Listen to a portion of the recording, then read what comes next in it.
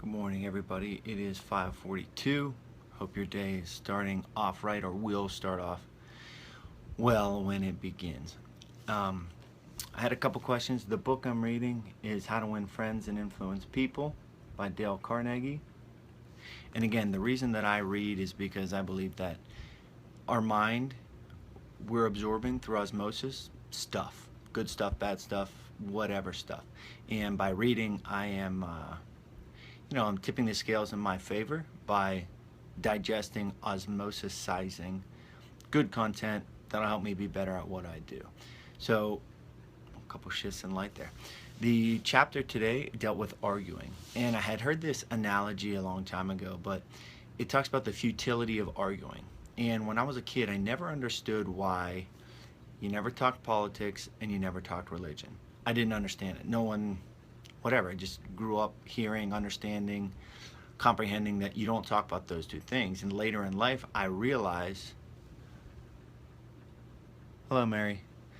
I realize I'm doing this on Periscope also, so people are able to comment if I break out with a response to a comment. But I realize that people have such strong convictions about those areas that you're not going to change their mind.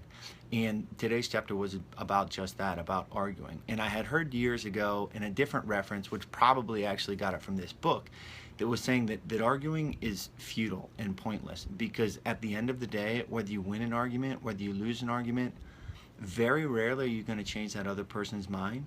And eventually, and this sounds very simplistic, eventually you're both going to die. So at the end of the day, the argument sounds pretty sadistic maybe, but at the end of the day, the argument truly doesn't matter. And also in the chapter today, it talked about how at the end of an argument, rather than the two people coming together and saying, yeah, that was great, I now agree with you, you now agree with me, oftentimes both parties leave the argument feeling like they're more right than they were at the beginning of the argument. So a main theme today was just that arguing is futile. Another great example from the chapter was the fact that a guy and his wife, I don't remember the exact reference, but a guy and his wife, he said, my wife and I made a pact that if one person was yelling, the other person would listen. Because two people yelling at the same time has nothing to do with objectivity. It's not objective at all. It just has to do with emotions, and there's no sense that comes out of emotions. So that's something that I could certainly put into practice in my life here at Middletown. And the second thing I wanted to touch on is that of Ben Franklin. Ben Franklin was one of the best leaders in the history of our country, and it talks a little bit about his origins and how at the beginning of his life he was very steadfast. And when I was reading about him, it was reflecting on me. It had said, there was an excerpt from a friend who said, Ben, you think you know everything. Nobody wants to express anything to you because they know that they're going to be wrong, etc. And I was thinking about that, when I was growing up, I had these ideals that I thought were right, etc. And then at the end of it, the friend said to him, you're never going to learn anything more because you already know everything. So who are you talking to? I'm talking to whoever's listening.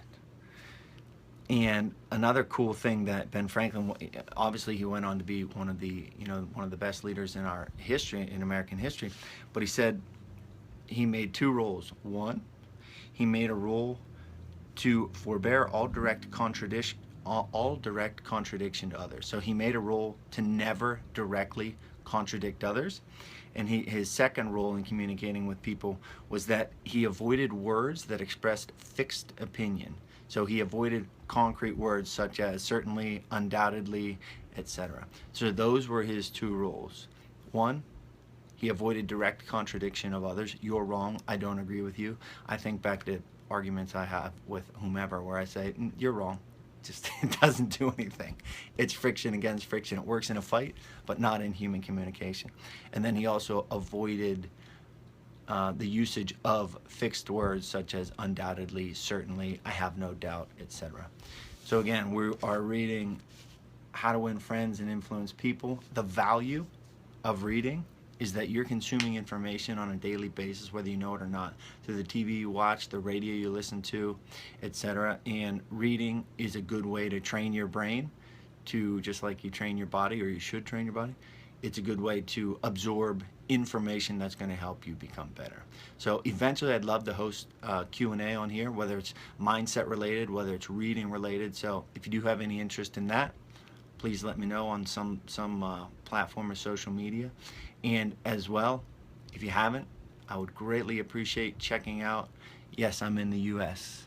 I greatly appreciate you checking out Fighter's Mindset on iTunes or any other podcast host. And if you like it, we're busting our butts to bring you great episodes. I'll talk to you guys soon. How can I talk so early in the morning? Because I'm get up early, I drink a coffee, I read, and I'm primed for the day. Take care, guys. Talk to you tomorrow.